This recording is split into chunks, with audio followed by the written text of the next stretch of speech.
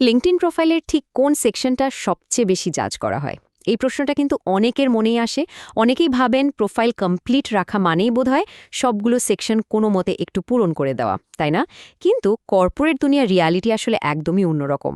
একজন রিক্রুটার বা hiring manager যখন কারো প্রোফাইল দেখেন, তারা কিন্তু বসে বসে প্রতিটি শব্দ খুঁটিয়ে পড়েন না।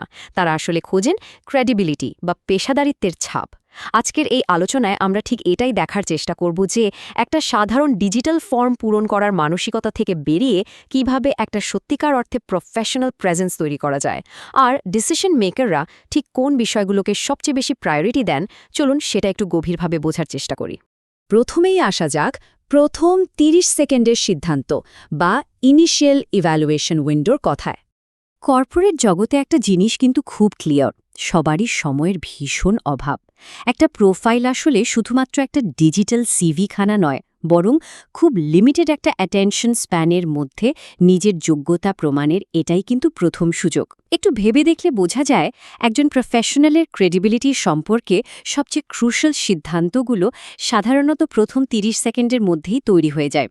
মানে রিক্রুটাররা একদম শুরুতেই একটা ডিসিশন নিয়ে ফেলেন যে তারা প্রোফাইলটি আরও স্ক্রল করে বিস্তারিত দেখবেন নাকি সাথে সাথে পরের ক্যান্ডিডেটের দিকে এগিয়ে যাবেন।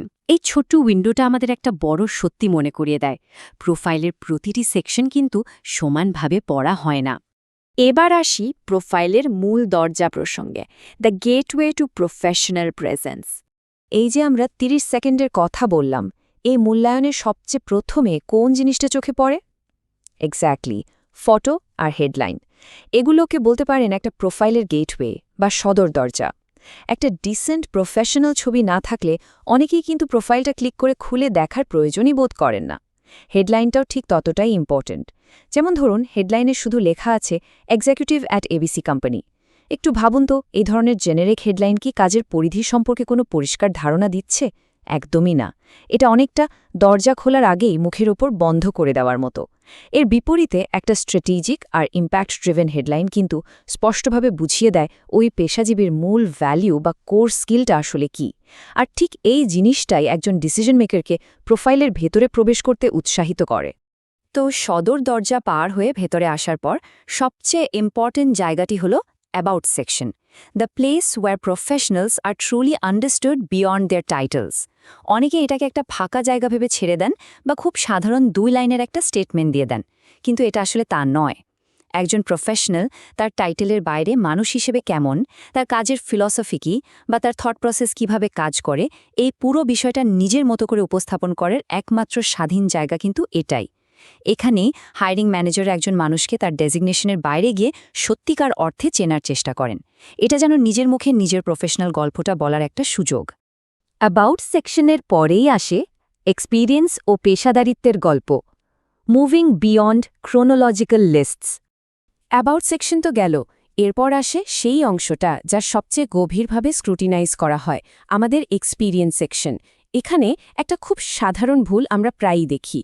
অনেকেই শুধু কোম্পানির নাম আর ডেজিগনেশনটা পরপর সাজিয়ে রাখেন, যেন একটা টাইমলাইন। কিন্তু ডিসিশন মেকাররা শুধু জানতে চান না একজন প্রফেশনাল কোথায় কাজ করেছেন, তারা আসলে দেখতে চান কি অর্জন করা হয়েছে। একটা উদাহরণ দিলে বিষয়টা ক্লিয়ার হবে।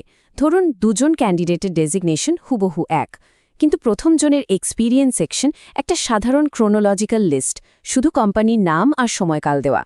অন্যদিকে দ্বিতীয় জনের প্রোফাইলে সেই একই পদবীর অধীনে তার উল্লেখযোগ্য ইম্প্যাক্ট, রেসপন্সিবিলিটি আর কাজের থট প্রসেস খুব সুন্দরভাবে গুছিয়ে দেওয়া আছে। দিন শেষে এই কম্পেলিং ন্যারেটিভ বা পেশাদার গল্পটিই কিন্তু নির্ধারণ করে দেয় কার কাজের গভীরতা আসলে কতটুকু। তফাৎটা দিন আর রাতের মতো। আমাদের পরের বিষয়টা হল ক্রেডিবিলিটি এবং অ্যালগোরিদম, ইন্ডিপেন্ডেন্ট ভেরিফিকেশন এবং সার্চেবিলিটি। প্রোফাইলের এই দৃশ্যমান গল্পের পাশাপাশি কিন্তু আরও কিছু ফাংশনাল লেয়ার কাজ করে, যেগুলো পর্দার আড়ালে পেশাদারিত্ব যাচাই করে আর ব্যাকএন্ড সার্চ অ্যালগোরিদমের কাছে প্রোফাইলটিকে ভিজিবল রাখে। এখানে মূলত ৩টি স্তম্ভ বা পিলার রয়েছে। প্রথমত, স্কিলস। লিঙ্কডইনের সার্চ অ্যালগোরিদম মূলত এই রেলেভেন্ট স্কিলসগুলোর ওপর ভিত্তি করেই সঠিক মানুষকে খুঁজে বের করে। দ্বিতীয় পিলারটি হল রেকমেন্ডেশনস। নিজের সম্পর্কে নিজে খুব ভালো ভালো কথা বলার চেয়ে একজন কলিগ বা ক্লায়েন্ট যখন কাজের প্রশংসা করেন, সেটা সম্পূর্ণ ভিন্ন মাত্রার একটা আনশেকেবল ওয়েট বা বিশ্বাসযোগ্যতা তৈরি করে। এটা একটা থার্ড পার্টি ভেরিফিকেশন।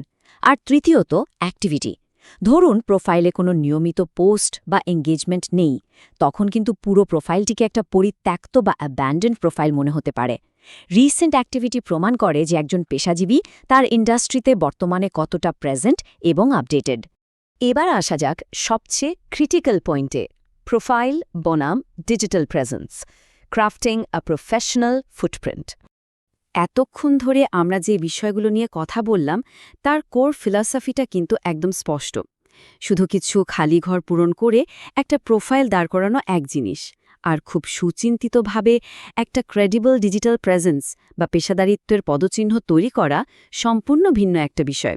এই পুরো আলোচনা থেকে একটা কথা খুব ভালোভাবে মনে রাখা প্রয়োজন: প্রোফাইল বানানো আর প্রোফাইল তৈরি করা এই দুটো কিন্তু একদম আলাদা কাজ। যে কেউ চাইলেই বাক্সগুলো পূরণ করতে পারে, কিন্তু প্রতিটি সেকশনকে সচেতনভাবে ব্যবহার করে নিজের কাজের গভীরতা এবং সিনিয়রিটি ফুটিয়ে তোলাই একজন সাধারণ ব্যবহারকারী থেকে একজন সত্যিকারের প্রফেশনালকে আলাদা করে দেয়। পেশাদারিত্বের এই সূক্ষ্ম বিষয়গুলো সঠিকভাবে তুলে ধরার মাধ্যমেই আসলে তৈরি হয় সত্যিকারের credibility. Career positioning, digital presence আর প্রফেশনাল ক্রেডিবিলিটি নিয়ে আরও গভীরভাবে জানতে ক্যারিয়ার অ্যাক্সেলারেটর বাংলাদেশ বা CABর সাথে যুক্ত থাকার আমন্ত্রণ রইল। এই চ্যানেলটি সাবস্ক্রাইব করার পাশাপাশি ওয়েবসাইটটি ভিজিট করতে পারেন। সেখানে প্রফেশনালদের আসল অভিজ্ঞতা এবং সিনিয়রিটির সঠিক প্রতিফলন ঘটাতে সাহায্য করার জন্য আরও নানা রকম ইনসাইট রয়েছে। ভালো থাকবেন।